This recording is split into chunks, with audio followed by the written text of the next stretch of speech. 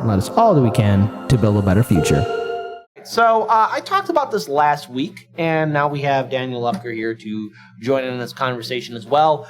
As we all know, if you are a true independent reporter, if you are doing groundbreaking journalism, you're deemed an enemy of the state, corporate media, CNN, MSNBC, Fox News, CBS, ABC, the New York Times, The Guardian, the Washington Post, BuzzFeed, Vice, all these outlets will smear you as a Russian propagandist or someone who gives out disinformation. And in this day and age where we see how YouTube, Twitter, Facebook, and Instagram are in a super fast rush to silence people, it's good to see pushback. So I'm glad that this video was posted on Twitter, on his account. Aaron Maté challenged and called out Mark Townsend and The Guardian for wrongly smearing him. Now, we talked about this last week on Tuesday's show with my colleague Jerry Vassilatos. And, you know, just like how Aaron Maté pushed back at TYT, Cenk Uygur, and Ana Kasparian, and he's not going to take a lying down. We were talking about jams. I think we should just make it all one thing. It's Ana Rasparian. Ana Rasparian, yeah, but probably has a sour taste to it. Well, that's exactly right. A bitter, sour, stale. It's a poor raspberry jam. Yes, exactly, and you don't want that. So, nonetheless, here's this awesome video of Aaron Maté, no pun intended, doing a pushback. That's the name of his show that he has as well, towards Mark Townsend and The Guardian. And notice the mental gymnastics that Mark Townsend is quickly doing in order to worm his way out of it. Let's play this video. Hello, Townsend. Hey, Mark, it's Aaron Maté calling. How you doing? Hey. Hi. Hey, good, thanks. Good. Quick question for you. Why didn't you contact me before publishing in The Guardian that I'm the leading purveyor of disinformation on Syria? That was in a report we were reporting on. I think you got an email anyway regarding if you wanted to talk about it. No, I didn't get an email. You can do that. Well, I did send an email and I got your auto reply, so I'm calling you now. And also, can you tell me why you also... So can you also tell me why you didn't identify a single piece of disinformation that I've spread? I think you've got a response from our readers editor that says if you want to add something to the piece, then go for it. I did not actually get a response. No, I didn't. You'll get one soon. So will you not explain, Mark, why you didn't contact me and why you didn't name a single piece of disinformation that I've allegedly spread? I mean, it's pretty simple. Can you explain that for me? Get one soon. Well, but why didn't you do it when you wrote the article? It'll be articulated to you in the email you received. Can I ask you why you didn't articulate when you wrote the article? Just why not? You yourself have complained. You yourself have complained that the Home Office didn't contact you before they tweeted about one of your articles. So I'm asking you, why didn't you contact? I think this is very important, and let's actually take a step back. Look, there's a lot of journalists in corporate media or in these quote-unquote authoritative outlets, people who have been wrongly smeared themselves. I mean, it's a sick back-and-forth game. You could thank Bill Clinton and the Democratic administration and the Democratic lawmakers that allowed corporations to buy up media and turn it into this nightmare scape that we're in now. Go ahead, Daniel. I don't want to cut you off. We went from, tens of thousands of independent papers, stations, and everything to 5 companies owning 92%. Yep. And look, Aaron has every right to be upset and angry.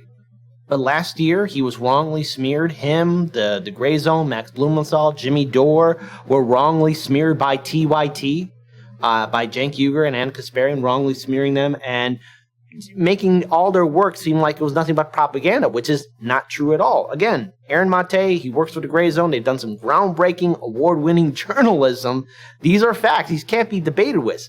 So Aaron Maté has every right to call this guy up and say, hey, you didn't do your research. And look, that's the whole purpose of this show too. Hey, do your research, know what you're talking about, and more importantly, if there is a mistake, you got to quickly correct it. And this is a tough business. And the sad fact is, when you are as a hard worker like Aaron Maté, you're vilified because he's not following along with what is presented by the neoliberal media, by the establishment. So let's play the rest of the video. Contact me before writing such a consequential claim about me. It's pretty simple. Why not? As I said, you're getting an email. Do you think it's fair journalism? You should have got it already. No, well, I haven't gotten it. It's been over a week. So I'm calling you now. You should be writing very short. So Mark, let me ask you, can you name me right now, Mark, can you name for me a single piece of disinformation that I've spread on Syria? Can you do it right now? Can you name for me Can you name for me? Go ahead. Dash, I've got a meeting. Sure, right. An email should be arriving soon. You can respond to. Mark, can you identify a single piece of disinformation that I've spread on Syria? Okay, is that okay? You can't. Look, I've got to dash this meeting. This email will be completely explanatory. So, sorry, Mark, you took the time to write a whole article about me. Can you not answer a couple of questions? Just give me a straight answer. Well, you called me the leading purveyor of disinformation. That was in the report. All right. So, yes, again, that's Aaron Maté pushing back. So what's the full story as well? Again, this was published also on the Gray Zone as well. I want to pull up this article, but go ahead, Daniel. I was going to say, I bet his biggest complaint is, well, he didn't tell me he was recording me. Well, look, here's the thing. If you are part of an outlet like The Guardian, clearly you have a big following on social media. The algorithm, Twitter, Facebook, Instagram, YouTube, their algorithms respectively, will promote them and favor them. We've seen this firsthand. This is nothing new to any of you. This is nothing new to any of us or any of our team members. We know what this is. But the thing is, notice that a lot of these corporate journalists, a lot of these other people who, when they go after people like Aaron Maté or Max Blumenthal, they really have no leg to really stand on.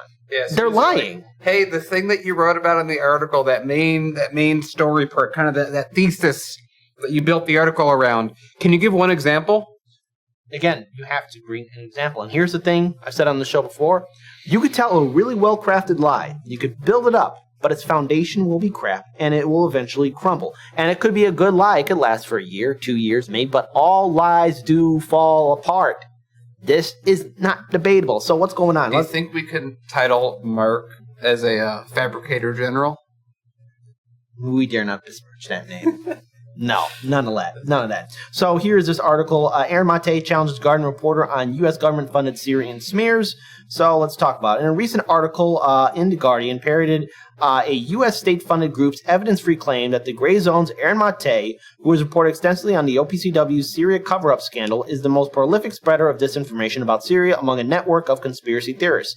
Aaron called Guardian reporter Mark Townsend on phone to ask him to substantiate these defamatory allegations and why he didn't reach out before printing them. Apologies. Townsend, again, refused to offer any response, any real...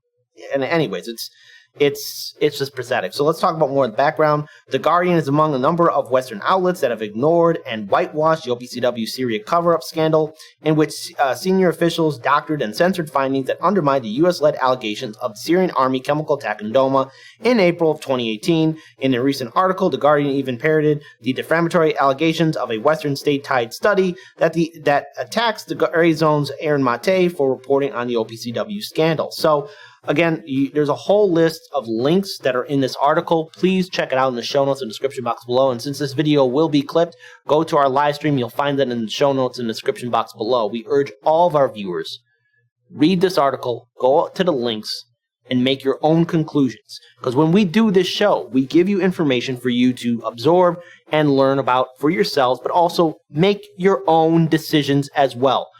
No one on this team will give you our opinions of what we're going to do. We're not going to tell you to do it. Like, look, I'm going to participate in voting, but I'm going to support ballot initiatives because Illinois is a ballot initiative state. And I'm going to vote for independent or third-party candidates. That's it. I'm not going to tell all of you to do it, but that's what I'm going to do. And I think each of us need to come up with our own conclusions because we respect our audience, we respect your intelligence, and all of you pretty much know what is going on. What I ask of you is to inform those that are still closed-minded or keep on eating up the crap of neoliberalism that's presented by the corporate media and the two-party system. Now, I want to pull up we're going to play like 3 minutes of this video of Aaron Maté and Max Blumenthal correcting the record at this event that they were at. Now, this video was also seen on the Jimmy Dore show as well, but they're speaking about the deplorable, disgusting state of the media. And when you have people like Aaron Maté, Max Blumenthal, and so many other great independent journalists on social media, constantly, again, covering stories that corporate media won't cover, it's important that our voices are heard. This is why we need independent media. Daniel, before we play the video, do you have anything you want to add? No. All right, let's play this video then. Good afternoon, everybody. Great to see you. after we go. Gentlemen, please follow me. Don't be scared. This is going to be a very controversial and hot topic that we are going to discuss in the next 20 minutes. The guys here can't take Q&A questions from the floor, so it will be a panel discussion. But afterwards, please join them outside and ask all the questions that you want. They will be available for you afterwards. So, talking about the mainstream media, where is the truth? Can we trust the mainstream media? And where is the line between facts and fringe? This is a very crucial and very timely topic, of course, with what's going on in the world, with the decoupling between China, the rest of the world, the war in Ukraine and Russia. So we want to hear from Grey Zone, which of course has come under fire several times as well. But first of all, let me ask the editor-in-chief here next to me, Max, what was the motivation to set Grey Zone up about 8 years ago now? Well, in short, there was nowhere else I could do the reporting that we do, because by the time I set it up as a fully independent entity in 2018, the mainstream press in the US had been fully consolidated as essentially an arm of the intelligence services, the national security state, and what we aim to do, which is what journalists like Cy Hirsch, our friend, traditionally did, is to expose the deceptions that are taking us into these disastrous wars, which are now wrecking our economy and possibly imperiling all your startups. It's something that the mainstream media now, echoing Joe Biden, as is little band of stenographers, is calling the Putin price hike. And for doing the kind of reporting we do, no one debates us. They don't challenge us on the facts. What they do, and Aaron's going to address this, is they try to deplatform us, they try to censor us, and they claim that me and Putin made a deal to set up the Grey Zone. They also say, you know, I mean, this is... All right. Look, again, that was a wrong and horrible smear that TYT and a couple other quote-unquote coveted blue checkmark people did towards the Grey Zone. Remember, last year, the Grey Zone won a major fight. They were in the fight for their lives as they were wrongly being sued. And Max Blumenthal had to keep that ship together. Him, Aaron Maté, and the other team members part of the Grey Zone were in the fight for their lives. And they have a right now to call out all these jagoffs that have been smearing them for years, been saying that their work doesn't add up to nothing, when in fact, I challenge any one of those reporters to do even a fraction of what Aaron and Max have done. And that's why they're on outlets like independent media, because at least there, they're able to give out their findings and speak truth to power. Now, the sad fact is, we're dealing with censorship. We're dealing with a massive amount of censorship on YouTube and every other single large outlet of social media. And in a democracy, in a republic, one of the greatest bastions to keep things in order, to make and empower the people, to enlighten the people, to inform the people, is a free press. And that is being taken away from us in a democratic administration of all things right now. It's not just that. So this is the thing that where it gets tricky, because it's an invisible hand, censorship. So it's like, so what do we have in America? You have freedom of the press against government censorship. Now, the government, like we've talked about this before, that if we had a radio station, with the exception of like cursing, we could get away with on a radio station. Actually, even CAN TV is a perfect example of this, which we broadcast off of here in Chicago. We can talk about a lot more things a lot more freely and talk about a lot more individuals we can't talk about on YouTube really at all, very easily and very consistently on television. So YouTube is more conservative in many ways than television is. And here we have, again, we know the breakdown. We know that 5 companies own most of all the media that we're dealing with, and they overwhelm everyone. So that's why, like with Aaron Maté, they don't have to call him out on something that he's done, because that's not necessary when you have that much media reach. Instead, what you do is you smear, you tell people, you prejudge people, so that when someone says, you know, at a cocktail party, someone says, hey, I read this thing by Aaron Maté, they go, oh, you mean that traitor to the country, because they don't know any better. Yep. So they're building this up in such a way that upon any amount of sunlight, you could easily dispel, like, we know the truth, because it's obvious. The truth isn't even hidden. It's just how many people go and look for it. And that's what they base everything that they're doing on, is assuming that you're too stupid to really look or care enough about what is true, and you'll just listen to the ambient background noise instead. And again, I said this before, our politicians, like corporate media, don't like you, don't think about you, and this is the one that should really make you upset the most. They don't respect you. Let's play the rest of the video of Max Blumenthal and Aaron Maté. This is the mainstream press, the one that's freaking out about disinformation. You've had a lot of panels here on disinformation. They also said that Putin paid bounties to the Taliban to kill U.S. troops. The New York Times reported that, as if the Taliban needed extra incentive to get rid of occupiers that had been there for 20 years. They said that Putin fabricated the existence of Hunter Biden's laptop, as if the Biden family couldn't be completely corrupt with business deals in China and Ukraine. They said that Putin helped, Kamala Harris, the VP, said that Putin helped launch the anti-racism protests of Colin Kaepernick, while CNN reported that Putin is spreading racism in the United States. I mean, Putin is being blamed now by a member of parliament in the UK named Tobias Ellwood for the British rail strikes. So what's going on here? Why is Putin being blamed for everything? It's because the role of the mainstream press, which is spreading all these lies, which is the most prolific disseminator of disinformation on the planet, is seeking to distract us from what our predator class at home is actually doing to us, to divide us and destroy our economic livelihoods. And so we exist to do something else. These are quite hard lines. Now, talk about censorship, right? These are quite hard lines. Yeah, that's a word. Exactly. And look, here's the thing, because again, you can check out the full video. The link is in the description box below. Check out also Jimmy Dore's coverage of it as well. But that's the state of corporate media. They keep saying the same thing. Look, Putin, like any other politician, has his problems. But the way corporate media describes him, they turn him out to be this great Saturday morning cartoon villain. I bet Putin has like reports or briefings. What do they say I'm doing now? Yeah. And then he's probably thinking, how can I get the funding for that? Like, Putin's controlling the weather. I am? This is, again, this thing that it's like you're making Putin stronger.